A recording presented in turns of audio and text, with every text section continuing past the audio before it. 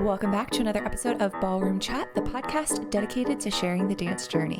I'm your host, Samantha with Love.Live.Dance. Today on the podcast, we have Alec Lachman. He is a professional ballroom dancer, and he is also a TTRPG content creator.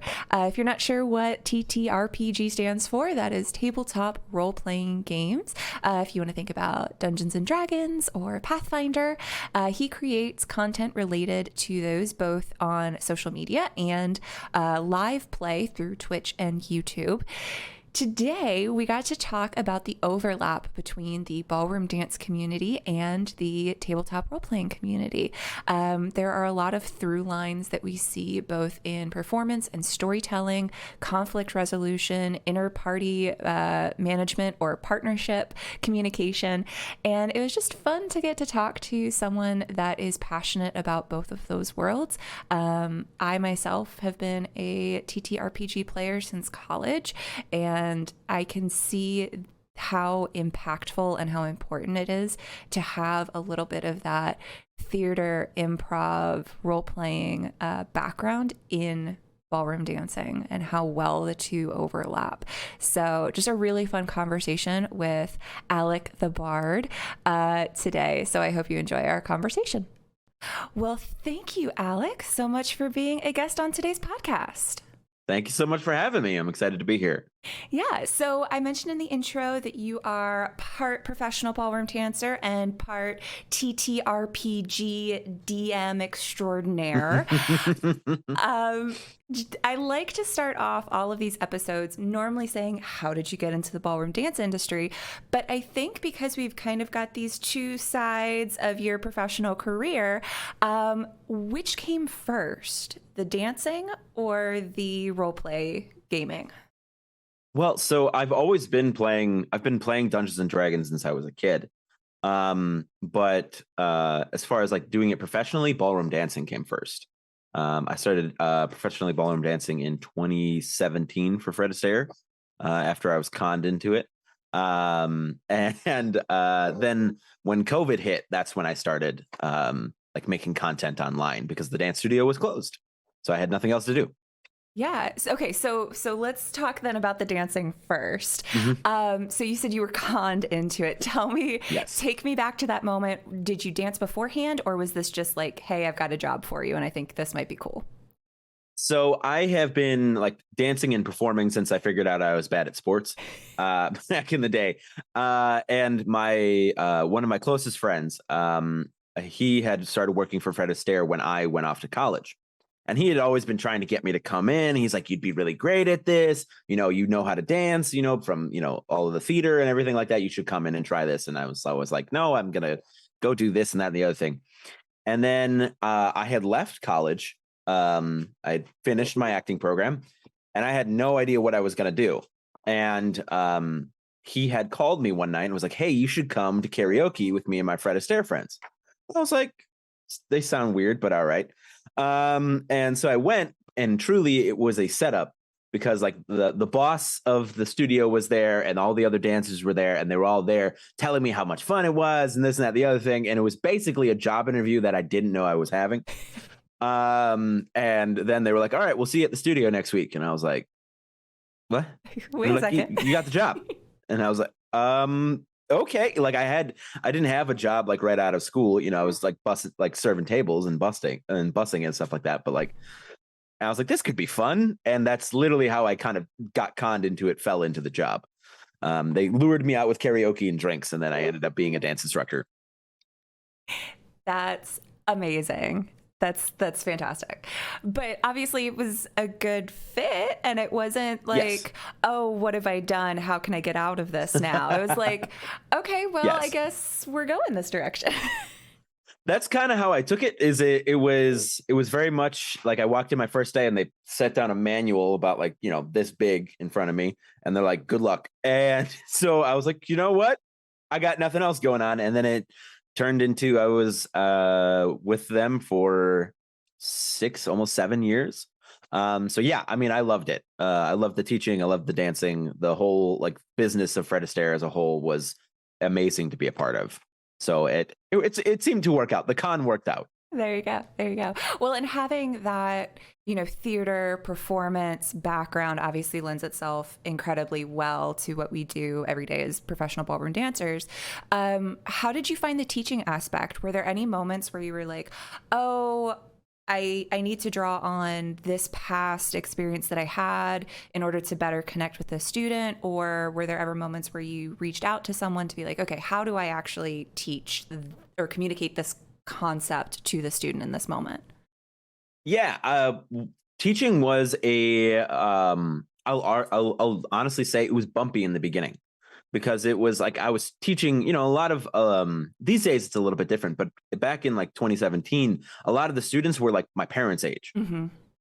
And so like being okay with telling people that look at our like your parents' age what to do was like it was a hurdle in the beginning, because you needed to demand respect, and like get them to respect you. And so something I kind of pulled upon was from my directing experience in the theater world is like, because I had actors of all ages and shows. So just, you pulling on that experience and using it to be like, hey, I do know what I'm talking about, helps quite a bit. And also just being honest with your students. I felt like I never felt like I had to do like this whole kind of used car salesman kind of thing to get them to do what I wanted. Like I could just be honest with them and tell them like what they're doing is not going to help and they need to listen to what I'm saying.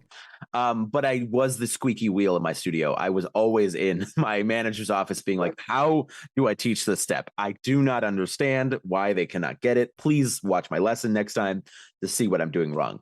There was always a joke in the studio that like if she saw me walk by her window, she knew I was going to turn around and come right back in because I was only walking by to see if she was in there so I could ask her a question. So I very much all the time, I had no problem asking for help, because it only improved what I was doing and improved the studio overall.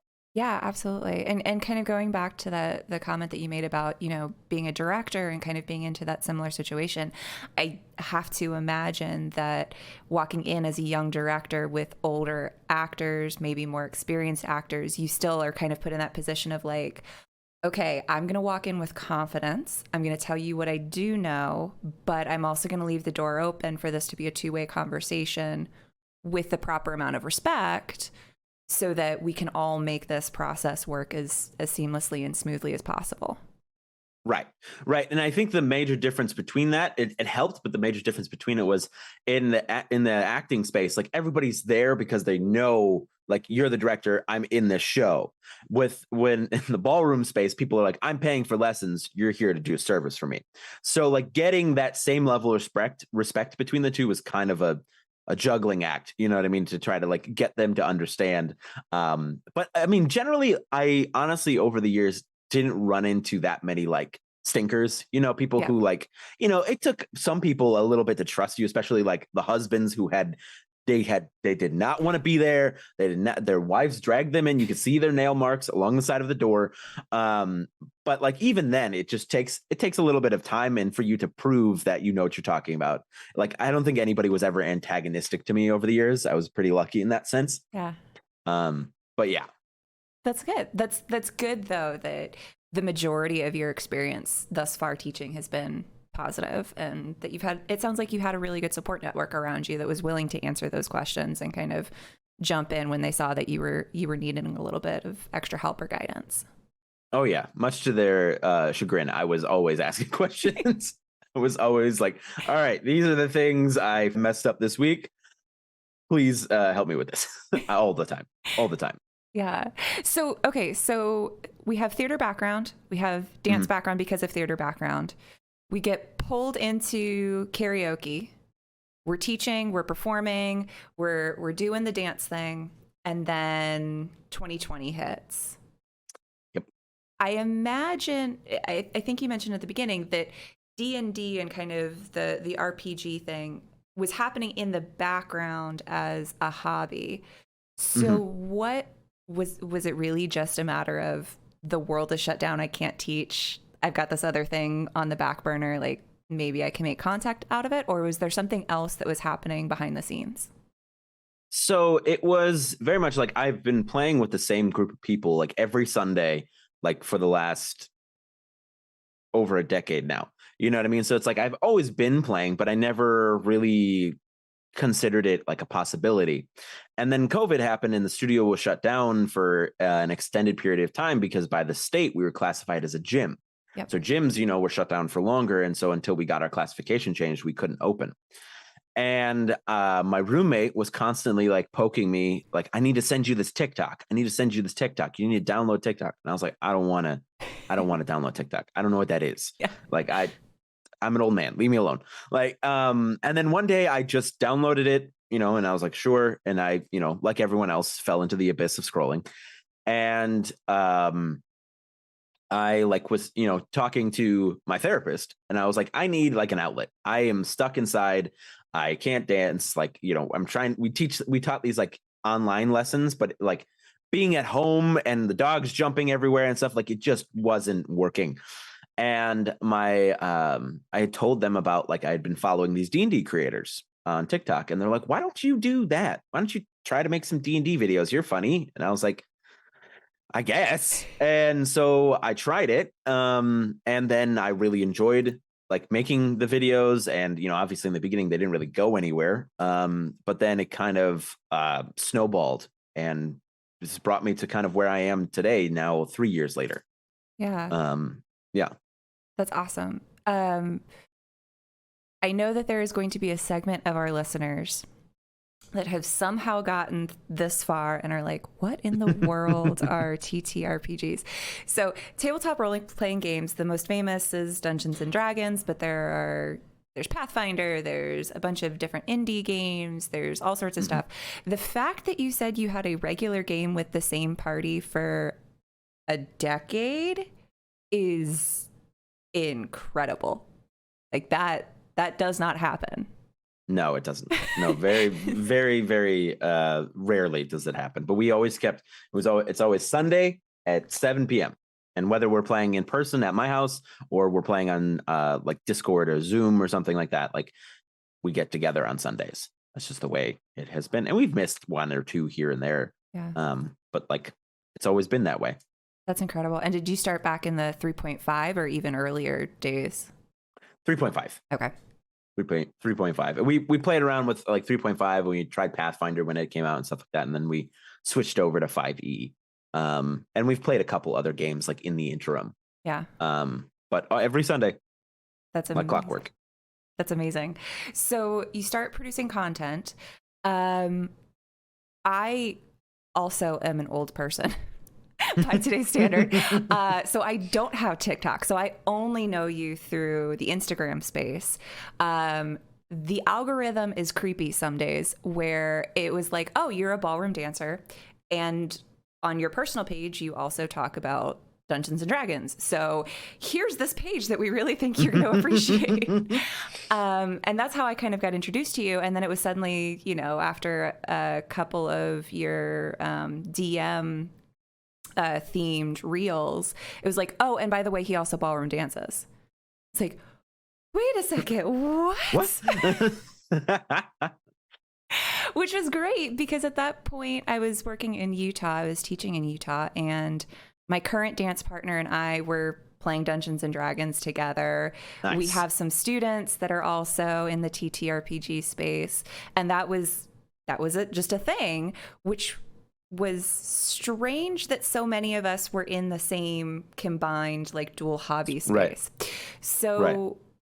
I guess my question to you is, do you have a leading theory? Do you have an idea of why there is so much overlap between the ballroom dancing community or the dancer community at large and the role-playing, improv, theater end of the world? Well, I think it's because we all like to play pretend, you know what I mean? And we all like to like get that feeling of stepping into someone else's shoes. It's very similar with dancing, with acting, those types of things. It's like you get to kind of put on this mask for X amount of time and go do this thing. And I think it's a very easy transition, once you learn the rules, of course, but the rules are more like guidelines than actual rules. But like once you learn the rules, it's a very easy transition to kind of go into it. And because of 2020 and because of COVID, D&D and tabletop games saw like a resurgence because people were bored out of their minds. They've watched everything on Netflix. They were looking for something to do. And so D&D blew up, tabletop games blew up because people had access to their computers and could video call with their friends and play. And so I think it was kind of a perfect storm because even within my region of Fred Astaire here in Wisconsin, there is like a core group of like 10 dancers from the different studios, and we'll all get together, not all 10 at once, but here and there to play D&D together. So it's very much like that same kind of vibe as we all get to put on a mask and be somebody else for like 2 hours or what have you. But also just enjoying telling a good story, because dancing's all about telling a story, acting and performing is all about telling a story, and tabletop RPGs are the same thing. You're just doing it with dice. Yeah, for sure. And I want to kind of dive a little bit deeper into that. So some of the advice that I've given students over the years that are looking to start competing, and it's something that even, past coaches that have been on the podcast have mentioned, is like, go take an improv class.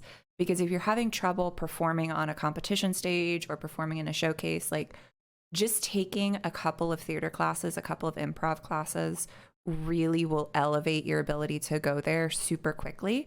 And I think anyone that's played D&D knows that that's what you do every single week, just on a smaller scale. So what are some of the lessons that you've learned over the years that you can immediately tie to either your own experience performing, or you can see the growth in students that have tried it?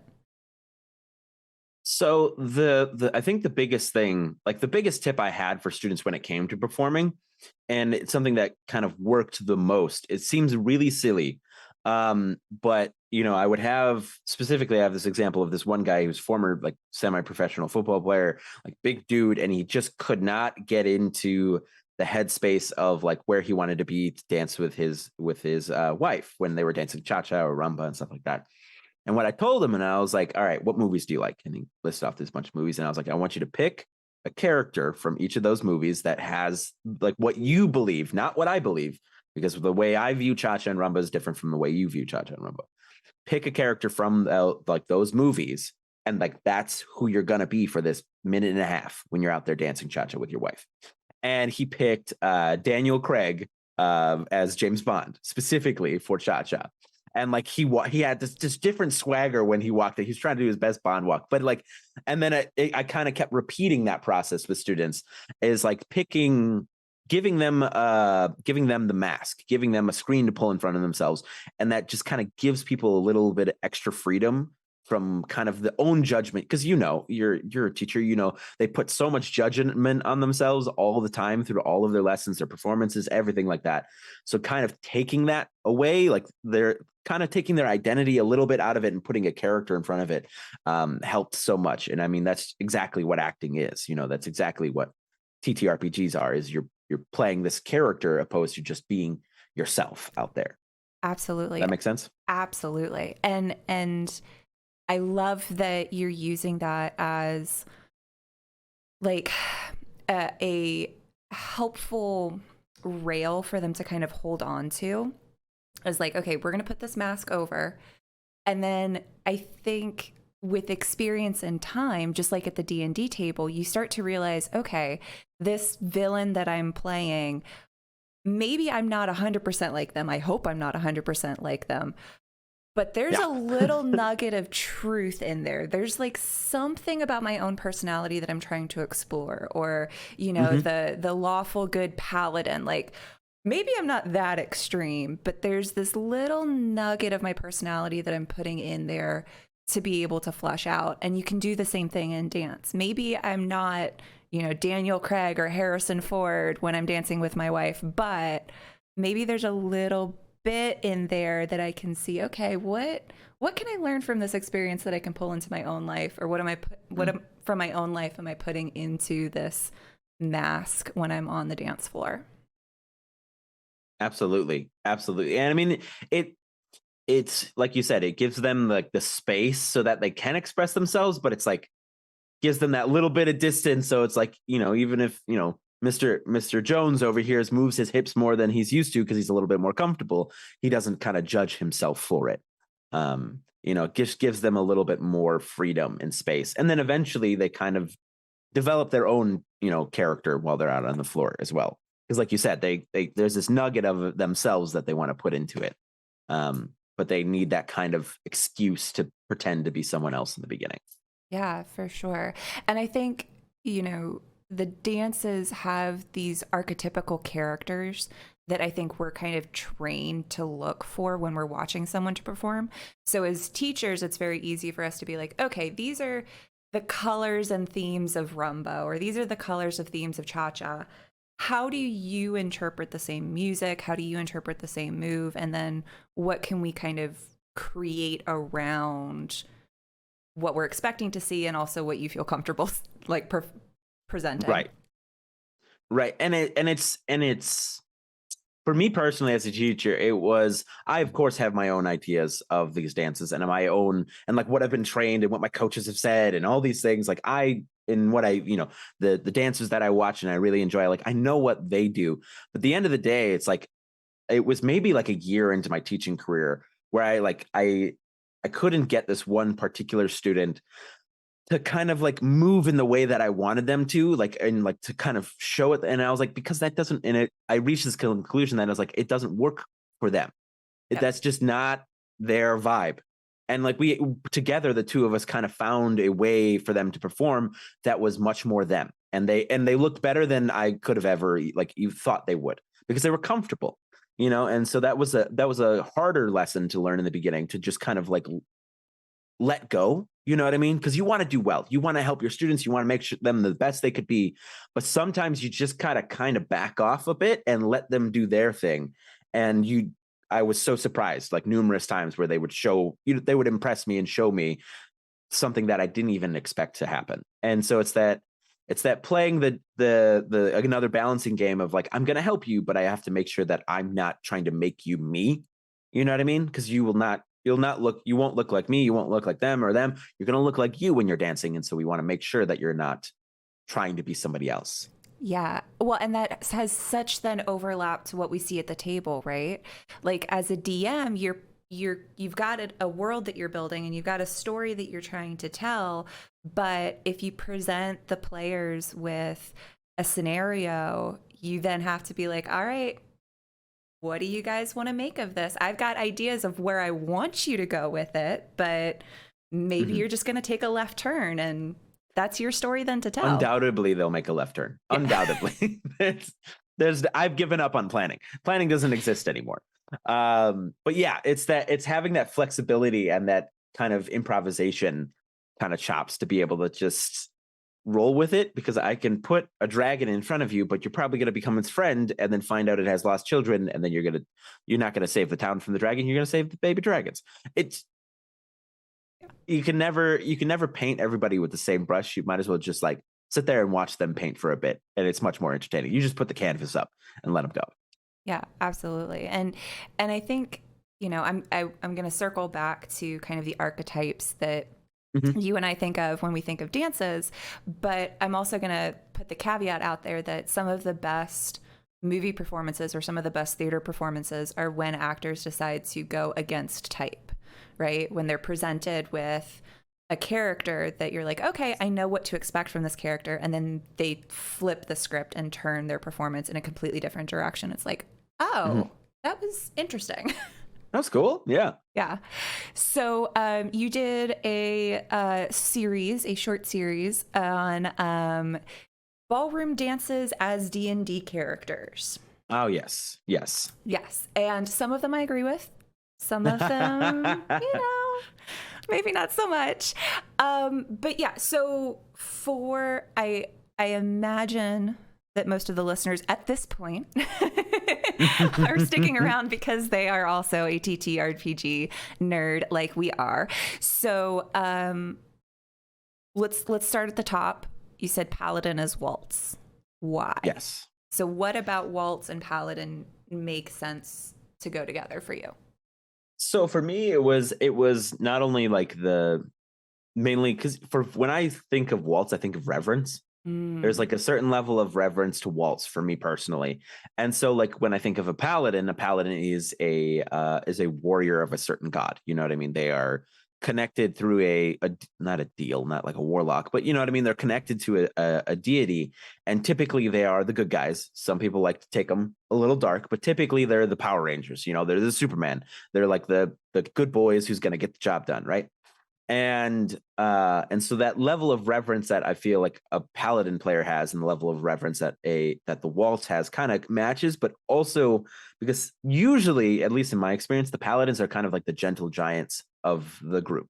Like they'll kick butt when they need to, but in the meantime, they're like amongst their friends and amongst the party, they're the healers, they're the gentle giants. And so that kind of gentleness that I also feel from waltz, that reverence and that gentleness together, is kind of why I picked paladin. Yeah. Mostly. I would 1000% agree with that. And I think especially if you're looking at international waltz versus American waltz, I feel like, yeah, it's the classic. It is the most foundational dance that we all come back to say like, okay, this is the through line that you're going to see in all of the other dances that we go to. Yep. So having it kind of be that like holier than thou, like point of truth and purity, I think makes a lot of sense. Bolero. Mm-hmm. I think you went with Druid. This is where we're gonna start to switch paths a little bit. Okay. So defend Druid as Bolero or Bolero as Druid. Oh God, I have to check the description on why I picked that one off the top of my head. I'm like, oh, I believe it was because it's kind of a jump, it's kind of a reach, but because of the way that druids lend themselves to being like a support caster, but also an aggressive caster, and also have the ability to transform, right? Shift, yeah. Bolero is a fusion I've always said, of two dances. Mm-hmm. Bolero is very much you take rumba and waltz and you kind of put them in a jar and you shake it up, you get bolero. You know, and so it's like having those kind of two very stark differences, like the rumba and the waltz. You know, we have the reverence of the waltz and we have the sexiness and the romance of rumba. We put them together. We have the support of the druid and the combat nature of the druid. We put them together. You get a druid. So that was kind of where I was going with it. Why do you disagree? I would like to know. So when I look at Bolero, I see exactly what you're saying. You have the two worlds colliding. You have this Latin and you've got this smooth kind of making this weird love child that is Bolero that I love and adore. But on the other end of it, it is, in my mind, one of the more athletically demanding dances to dance at a very high level, especially in the rhythm syllabus. Like, yes, you have cha-cha and mambo that are fast. You have East Coast swing that has a lot of pendular action. So you're getting into your knees and your ankles a lot. But for me, Bolero, I like to joke, is like the Stairmaster of the dance world. That's great. So I immediately go like monk, especially when you're thinking about that, like the deep sliding side step, like the movement of the dance itself, to me leans more monk, like almost Tai Chi-esque aspects to the movement. Right. So you're looking at more kind of like the athleticism that's involved in Bolero. Yeah, the athleticism and the dexterity. Absolutely. So you then had a different dance for monk originally, correct? Yes. Oh God, what did I have for it? Was my gosh. Oh East my God. Coast swing? Hold on. Or jive? Is it a swing dance? Hold on. Let me just go to the Instagram and let me get it. Let me take a look.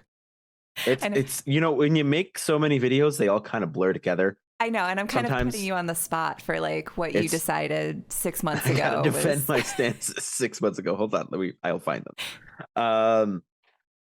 Let's see. I think you're right. I think I did pick swing. I think I picked specifically East Coast swing for monk, but let me triple check. Before I defend a position that I didn't take, if I didn't. Or just sitting here now, what would you thinking about the dances and thinking about like the monk as a class, what would you go with? Because it changes and adapts depending on how you see players take the class or what you learn about the dances? So I think I'm going to stand by my original position, which is East Coast swing with Monk, mainly because the athleticism of the swing, of that particular swing dance, like West Coast swing obviously is a little bit more laid back. East Coast swing is very upbeat, lots of, like you said, lots of pendular action, like you're moving like typically very quickly, but it's laid back at the same time. And most of my history playing D&D and playing TTRPGs, my friends who like main monks are typically the most laid back and chill of the group. You know what I mean? So I very much was pulling on kind of my personal experience with like playing with people who play monks, is they're typically kind of the more go with the flow. And for me, East Coast swing was always, even though it was like one of the faster ones, it was always the dance, like when I was in a championship, where it was kind of the chill. It was like, I was like, I could just kind of mess around in this one. This one's a little bit more relaxed, a little more like it's less obviously serious. it still has technique. Yeah. Yeah, right. It's less strict, in that sense. And so for monks, because these days, people interpret monks every which way. You'll get the traditional martial artist. I was just playing with a friend who, like, they played the monk class, but they skinned it as a boxer. So instead of it being like a traditional like Buddhist monk kind of vibe, they did it more kind of a Muhammad Ali kind of playing as a boxer. And so it's just very laid back, and it can shift from thing to thing. There isn't very like a strict form for it. So that's why I picked East Coast swing for monk. Okay, I can see that. I have difficulty assigning a class to East Coast swing. For me, it's like anybody that plays a gnome. You're like gnomes and East Coast swing go together in my brain, because it's just like this bouncy, joyful, like you never know what you're gonna get. Right. Gnome players are typically the happy ones. Yeah, for sure. Or the most tragic. It's either one or the other. Yeah, they're going for the extremes of the spectrum for sure. Right. You didn't put Bard as rumba. I think you put it as foxtrot. Yes, I did pick foxtrot for the Bard because. So as much as I like to, all right, I'm going to out myself here. As much as I like to indulge in the like low hanging fruit jokes of the Bard, where it's like, the sleeping with the monsters, those types of things, and being like promiscuous, what have you. In my opinion, like they like what I've seen, at least from playing alongside them or playing them myself or DMing people who are playing Bards, typically they're more of the classy ones. You know what I mean? And like that's kind of how I view Bard as well. It's like foxtrot for me is like the blend of that kind of sexiness that you get from some of the rhythm dances, but also the elegance that you get from smooth. And you kind of put those two together. So you've got the charisma of like the Bard very much in foxtrot, in my opinion, but also kind of that elevated elegance in it. And rumba for me, I believe I picked warlock. I think so. And I think specifically you were talking about American rumba in that context, correct? Yes. Yeah. I think all of the dances I specifically picked like the American styles. Yeah, I can completely understand the logic behind like warlock being more American rumba. You've kind of made this pact. There's a little bit of like tied that kind of push and pull, that game of cat and mouse that very, very often happens in like the American rumba dances, or American rumba in particular. Yeah, absolutely. And I can understand kind of that refined elegance, but still playfulness being more Bard and foxtrot. I can see that. Right. And everybody, if you watch somebody dance foxtrot, everybody has a smolder. Everybody does that like kind of squinty smolder when they dance it. So it's like, it just kind of connects for me. Yeah, for sure. What's a dance or a class that you have not yet paired up, that kind of thinking about it in the spot, in the moment, you're like, I wonder if this class could fit with this dance? I think the first thing that kind of jumped to my mind immediately was pairing specifically Paso Doble with Barbarian. Yeah. Or yeah. I mean, that one's kind of on the nose and obvious, but that was the first thing that kind of jumped to my mind, is that kind of aggressiveness of the Paso Doble. I used to joke with my students that I'd call it aggressive walking. Like it's just mostly aggressive walking. And that's Paso Doble. Just pairs with the traditionally like archetype like the aggressive barbarian. You Yeah. know, I mean, they literally have an ability called rage. Yeah. So it kind of just connects for the for those two. Absolutely. I think it would be hard to justify pairing barbarian with anything else. So I feel like that's like, Yeah. there's nothing else that it could really possibly go with. And it No. makes sense to kind of lean into that fighting aggressive, like bullfighting aspect of Paso. Yeah, I'm going through like my Rolodex trying to figure out what other dance might fit, but everything else would be a reach. I think anything else would probably would be just like too off kilter of like what a barbarian typically is, you know, because I've also seen the gentle giant barbarians. I've seen like calm barbarians, you know, but that kind of standard I would like to rage just I don't think would fit. You're right with anything else. Yeah. The grog strong jaw portrayal of a barbarian. You're going to put it with a Paso Doble. Absolutely. Right. Yeah, I don't think it would fit anywhere else. Yeah. And then if I would like say another one, I would probably, let's say fighter would probably be, this is going to be a weird one, I think. What would probably be, I want to go with West Coast swing, and it's weird. Hold on. Let me elaborate. Mainly like kind of what I said earlier is like West Coast swing kind of can be anything, you know, it's that when you're looking at dance videos on TikTok, 9 times out of 10, you're going to get a video from a improv West Coast swing competition, something like that. Like it always, those are always the first ones that I see when I'm looking up that stuff. And fighter for me is very much like you could be kind of a jack of all trades. You know, you're not just a standard guy with a sword and you just hit stuff. Like you can use a bunch of different abilities and weapons and things like that. And you can kind of fit different roles and kind of have that flexibility. So I think if I'm reaching for another one, it would be West Coast swing. So I'm going to throw these two at you. Okay. Fighter as American Tango for similar reasons that you just threw out. Because if we're looking at the trajectory of American Tango, some of it's very international, some of it's very Argentine, some of it's very Paso. So depending on which subclass you go with in fighter, you're going to tailor your tango to maybe be more more barbaric, more like use a bunch of action surges to get the job done, which is going to lean more into that Paso feel. Or maybe you're more battle master and you're using Argentine tango as like floor craft. So that would be my take on fighter, but I also understand that's better. Okay. I redact what I said. Yours is better. Okay.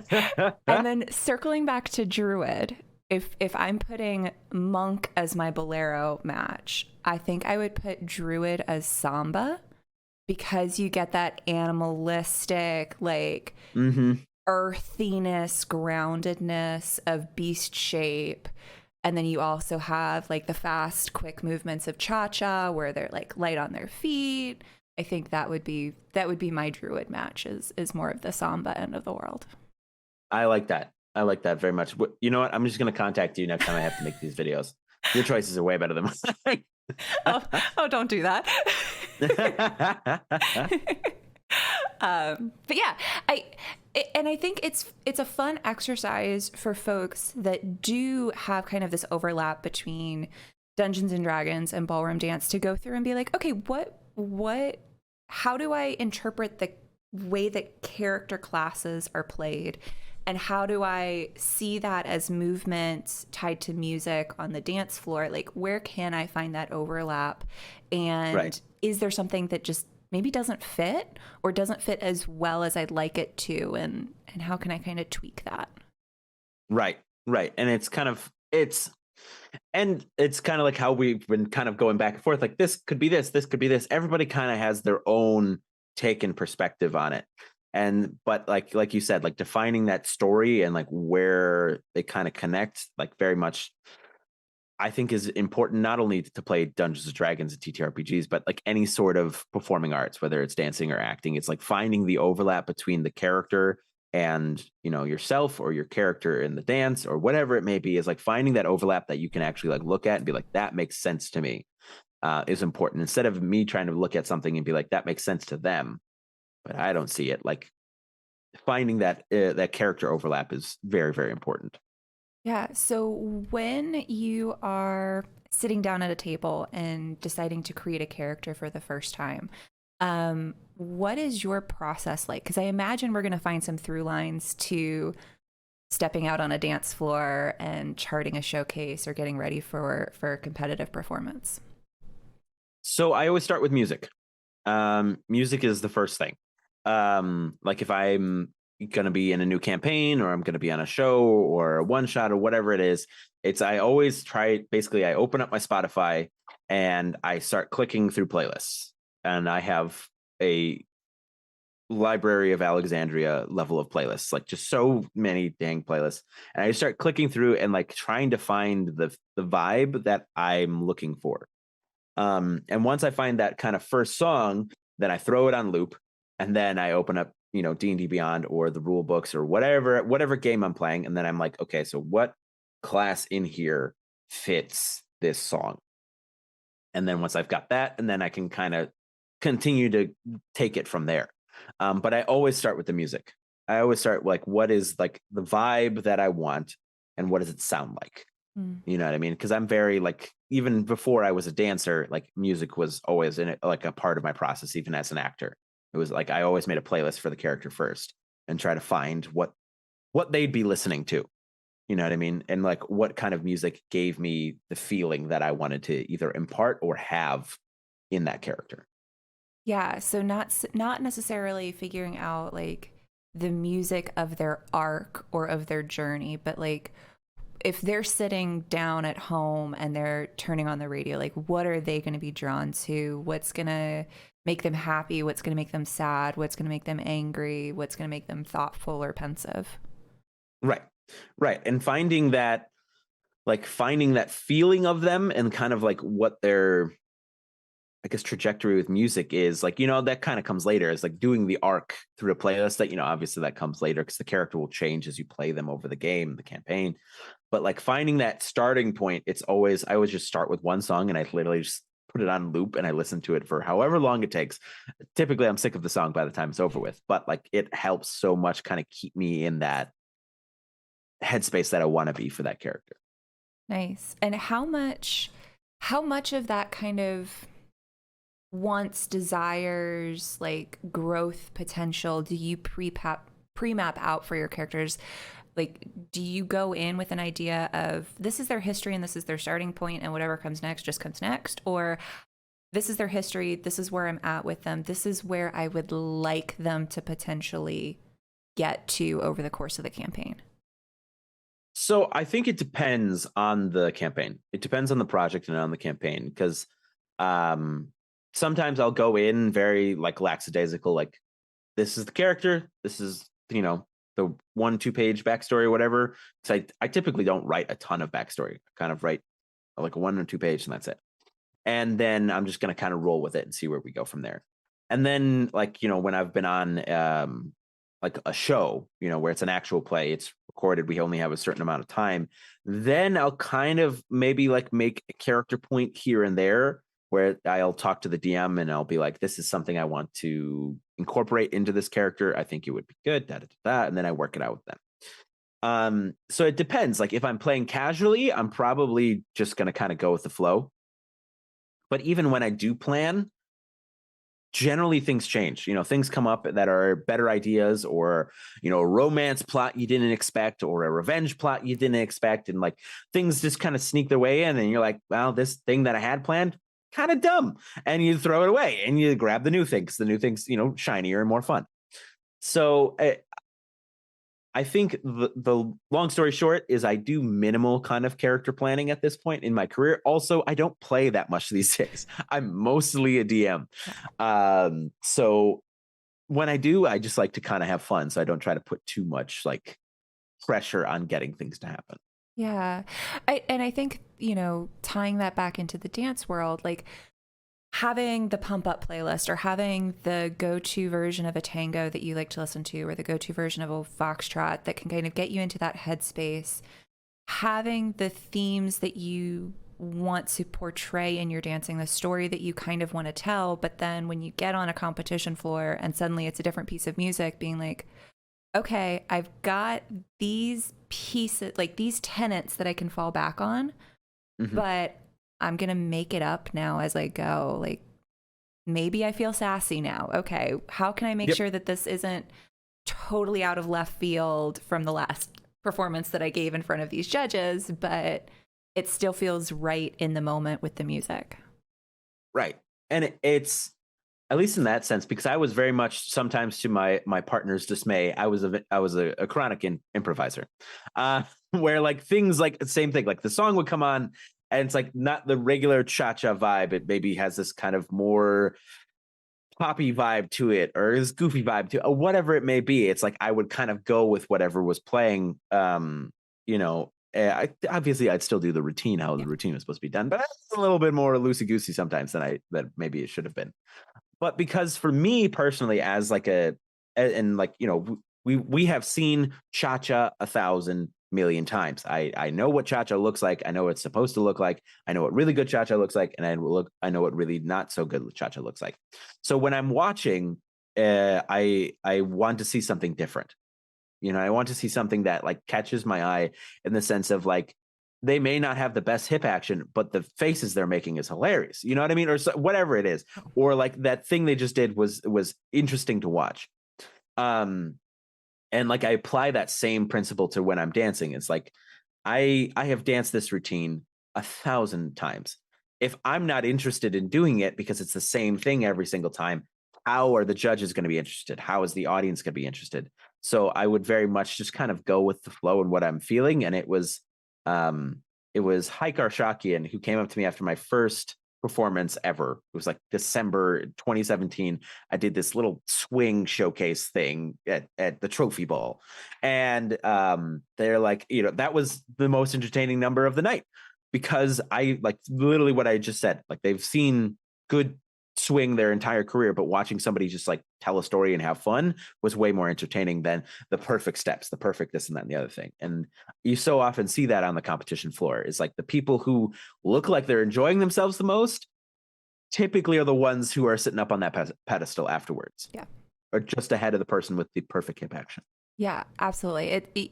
The last episode that we had was with JT Thomas, and I asked her, when she's judging, do you want to see perfection or do you want to see imperfection? And she said, I want to see something that makes me go ooh, right? Like I want to see how you react to getting bumped in the middle of the dance floor, or your partner just completely went blank. Like, how do you react? Because I want to know that you're actually dancing in the moment, not just robotically going through things, right? Right.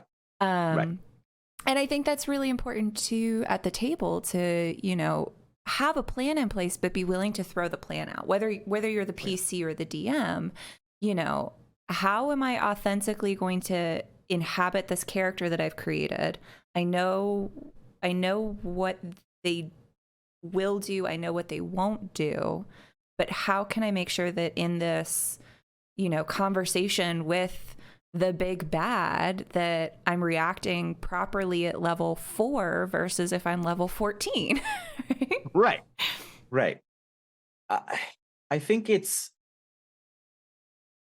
where that kind of like that mask kind of has got to kind of come aside just a little bit, where it's like, you also want to put a little bit of yourself in there and understand your circumstances, because you'll get those players that no matter what level they are, they're just going to trash talk. They're going to do whatever they're going to do because it is. But it's like, as a DM, the way I've kind of, what's the best way to put this? I want to say enforced, but enforced is probably the strong word. And I don't know if I want to use that one, but like consequences, you know what I mean? Like there are consequences to kind of not playing to the story. Yeah. You know what I mean? If you're going to play just the fast and loose because you want to, and I'm rambling now, but like I'm going to backtrack just 2 seconds. Yeah. If you want to have a meme game and a funny game, it's like, that's typically something that you should discuss beforehand with your DM. Yeah. But if it's not that case, then it's like, you have to suspend your disbelief for, like my student wasn't James Bond when they were dancing cha-cha, but they suspended their disbelief for that minute and a half, and it allowed them to be more comfortable in that space. And it's the same thing at the table. Is suspend your disbelief, that, you could always make a new character. You could always do this, but suspend your disbelief that, oh God, this is the villain who we have to fight, and I am vastly underpowered.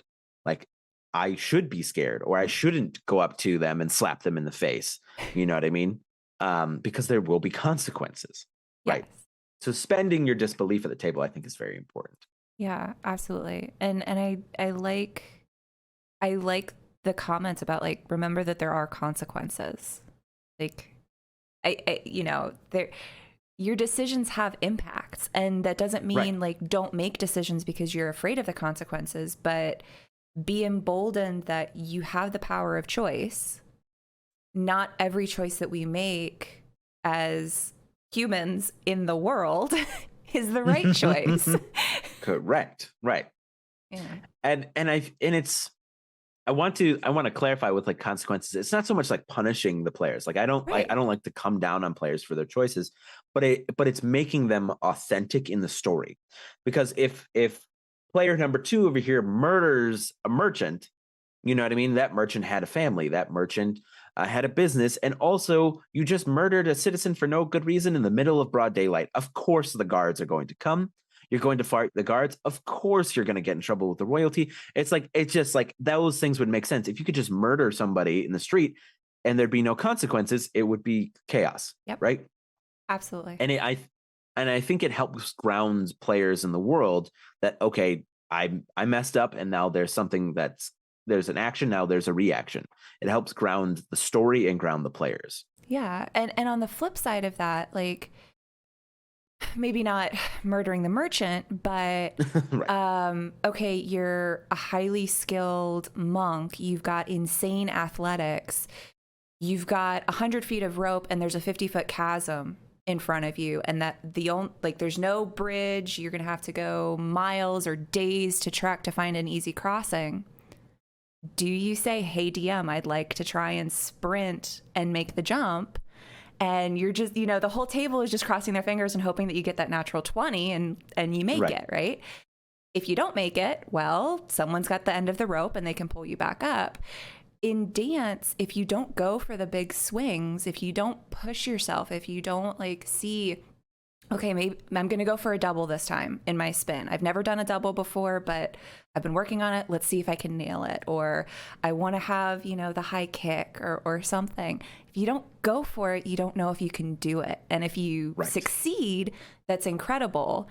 If you fail, okay, now I know next time what I need to do to get to that point. Right. It's failing gloriously. That's what I always used to tell my students, is fail gloriously. Like, I always told my students, I'll never judge you for making mistakes. What I'll be watching is how you recover. You know what I mean? Because even I can't tell you how many times I got out on the floor over these past 6-7 years, and I got out there and when my routine went, whoop, I was like, I just practiced in the hallway, come back, and or messed up a step or tripped or fell or did 1,000 mistakes. But you never know because I'm not going to show you, right? You know what I mean? And then I'm going to go back to the studio on Monday and I'm going to be like, all right, this is what happened. How do we work on it? So it's I never judge mistakes. I look at how you recover from them, because failing is human. Messing up is human, and that is sometimes where you see the greatest stuff come from, is not getting everything right, but screwing it up so many times that something great comes out of it. Or you learn something from it, So always fail gloriously. Always go for broke. Yeah, absolutely. You had mentioned kind of the rise of actual play games. And I'm an OG critter. I've been watching Critical Role since the early days. But coming across things like Dimension 20 and Matt Colville's streams and Acquisition Inc. and there are a myriad, right, of very high level actual play games that folks can now tune into, and actual play games at every single level. Mm-hmm. Similar to that, with YouTube and the rise of social media, we now have instant access to everything that Ricardo and Yulia ever performed, or everything that Trolls and Ina are currently performing, or, you know, name your high level pro here.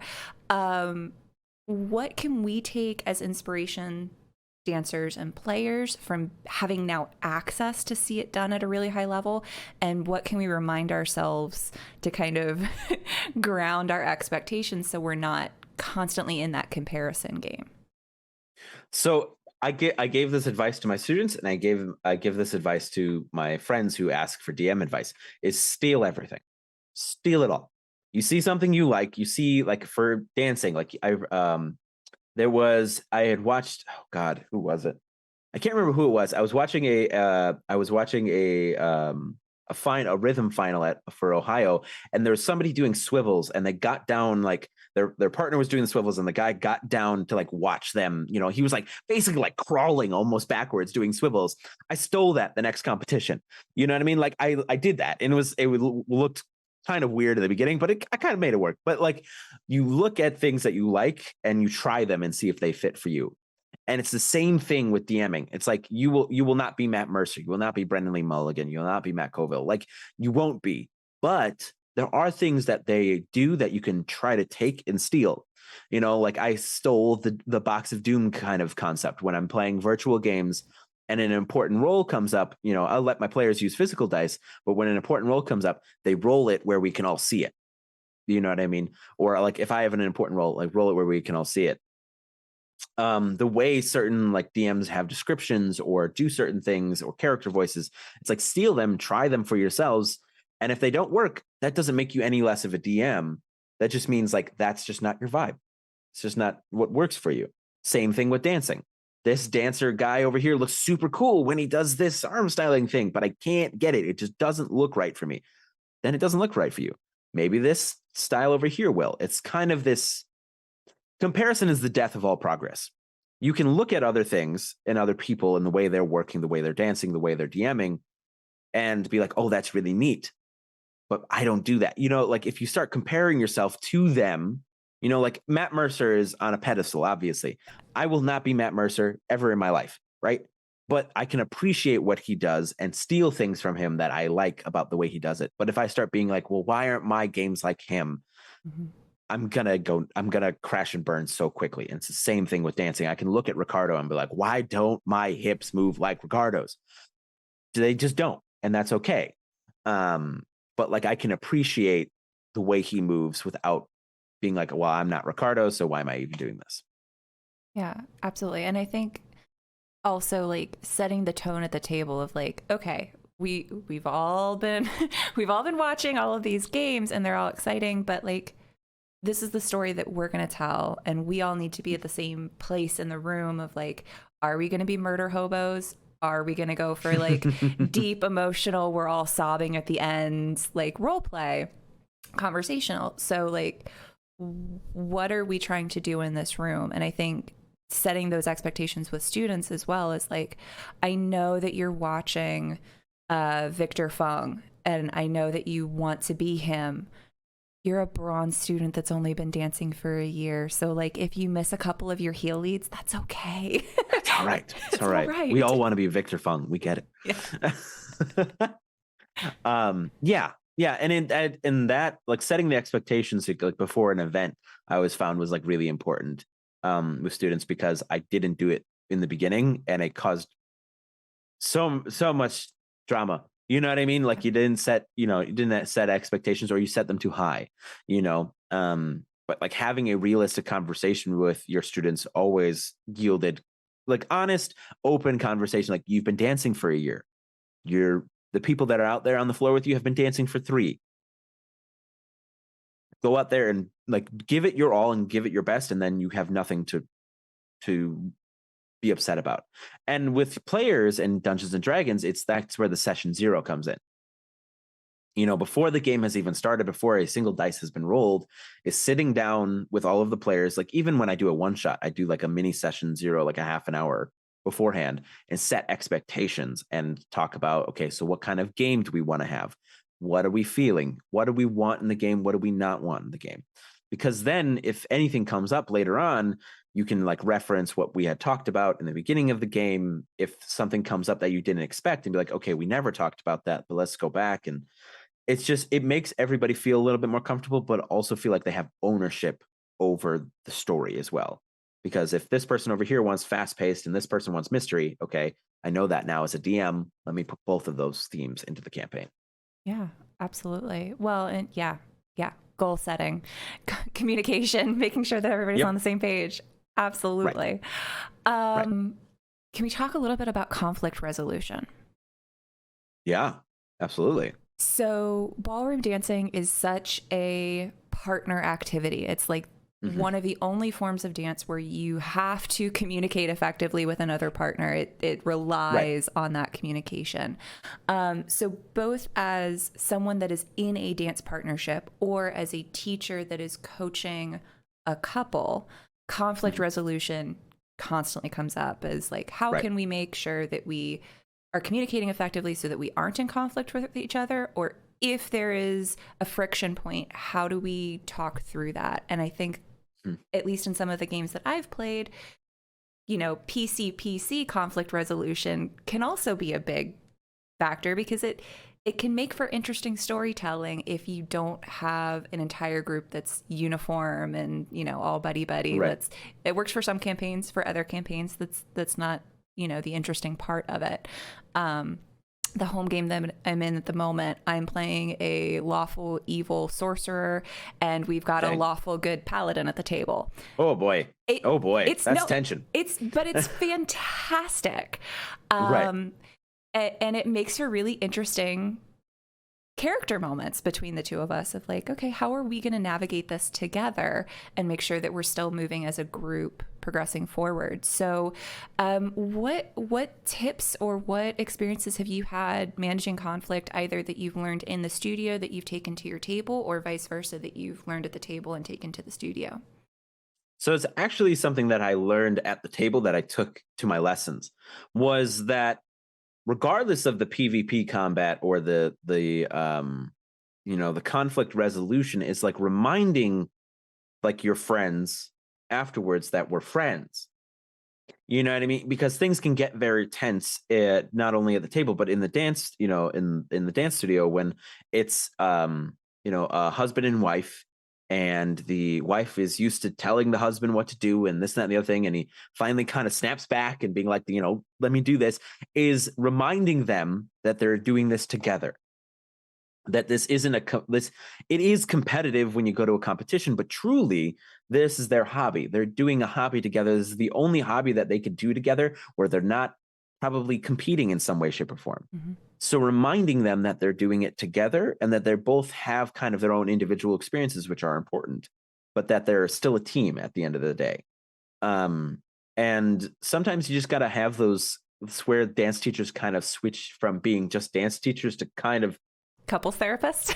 Yeah, a little bit, where it switches into that, where sometimes you got to pull them apart and have a talk with them one-on-one, especially when you get those couples who love to tell each other what to do. There was a couple where it was like nonstop, all day, every day. They were yelling at each other and arguing with each other. And it then the conflict resolution was I made them do push-ups every time they told each other what to do. And eventually they stopped. But that is an extreme case. But generally, it was always just reminding them that they're doing this together and they're here together to either rekindle like a physical relationship or have a hobby together and stuff like that. Remind them of why they came in.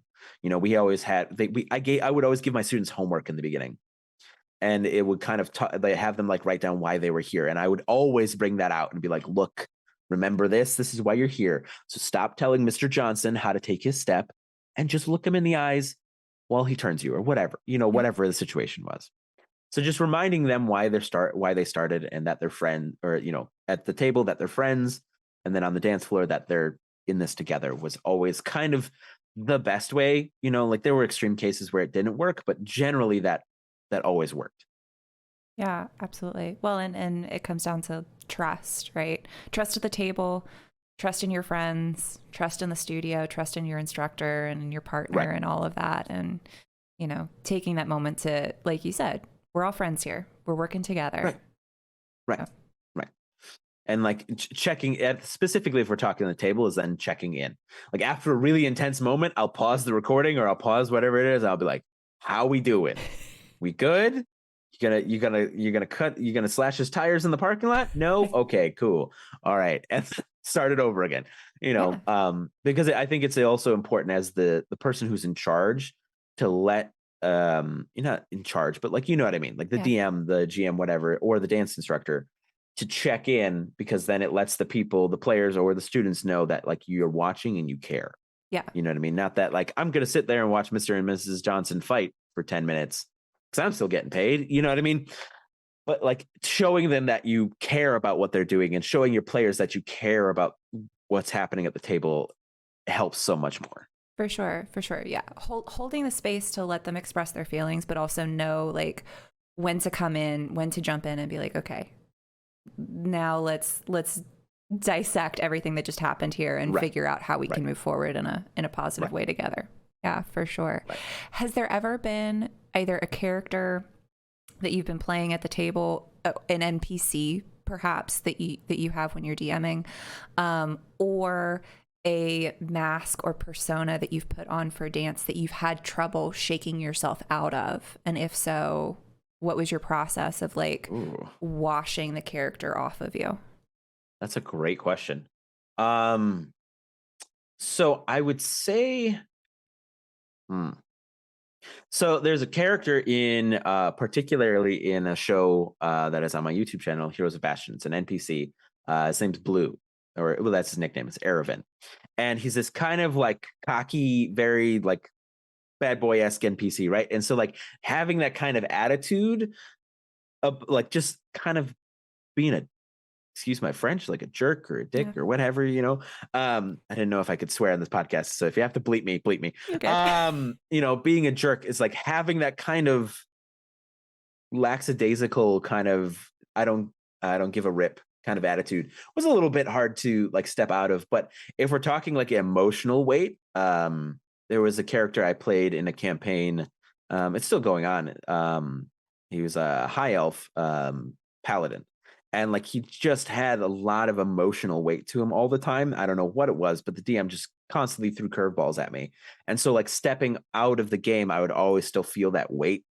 And I would just harken back to my acting training. Because, I played, Romeo, I played Macbeth. Like I played these super heavy characters with these really heavy consequences and actions that they would have to do.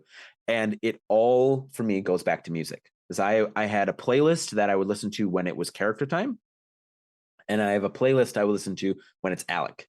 You know what I mean? I have Alec's jams and I have Valerian's jams. I have Romeo jams and I have Macbeth jams. Like I would have this music to have me step in, and then I would use the music to help me step out. So after a show, a stream or a performance or a dance or whatever it is, I would always take like 3 minutes to listen to like one or two songs, just woosah, get all of that out. Typically while I'm writing my notes or whatever for the session, what have you, and just step out of it that way using music, because there's always going to be character bleed, especially when you get when you find a character you really kind of can sink your teeth into. There's always going to be bleed where like you had a bad day, so this character's having a bad day, or that character had a great day, now you have a great day. Or that character's really mad at so and so, I'm going to be mad at so and so. There's always going to be a bit of character bleed, but understanding your own method to back to yourself, I think, is always important. And for me, that's music. Yeah, I love that. And as you were talking through that, I was just, the way my brain was going was like, oh, that's interesting. So maybe like historically, the way that I have taught and the way that I have personally interpreted goes back to, what D&D character, what class works with what dance, and having a different character or a different mask that you're putting on for each dance style. Well, that doesn't really let you fully wash off the first before you're going into the second if you're doing a multi-dance, right? Right. So maybe possibly the approach would be better to have a character and have shades of that character throughout the course of the dances that you're doing. Right. And it's very much like you can pick a character for each individual dance, and like I think that's good when you're dancing them on your own too, or like on their own, you know, like single dances, right? But when you, like you're saying with multi-dance, is it's like then pick a story, an arc, you know what I mean? Like the relationship between these two people, you know what I mean? That starts in cha-cha, which is fun, flirty, and yada yada yada. But then when we get to bolero, it's like I always said bolero was the first like romantic experience a couple had after their first big fight. You know, they have that first huge knockout fight that's a make or break time to break up the couple or whatever. But then they make it through, and then they like have that first romantic moment afterwards. That's how I always viewed bolero. It always had that kind of weight to it. So it's like, how do we get there through rumba and swing, you know, and then to mambo, which mambo I'll leave up to your interpretation. Mambo's just mambo. Yeah. Yeah. Right. It's just kind of whatever. Yeah.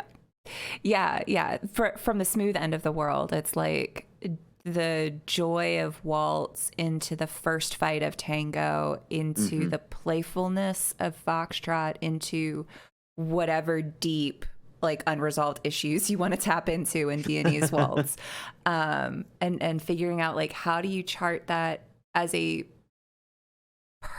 an individual, but also the interpersonal dynamic between the two in a story that makes sense throughout. It's always interesting to explore.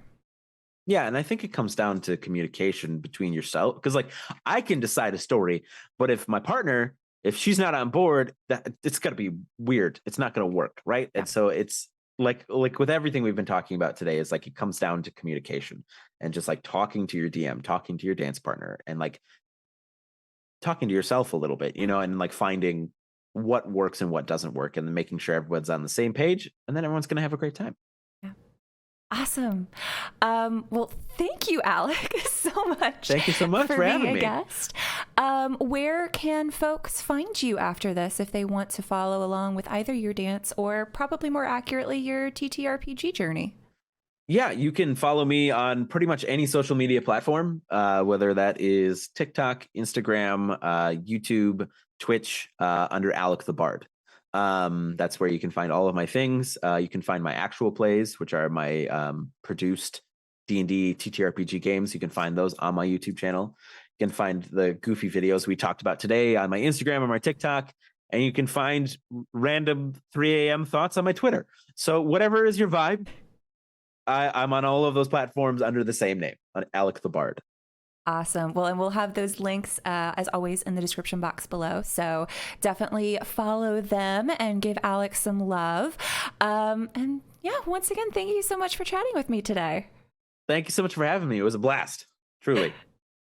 Thank you once again to Alec for being a guest on today's podcast. If you want to support him, if you want to learn more about his actual play, or if you want to follow along with his fun reels and content for social media, you can do so using the link in the description box below.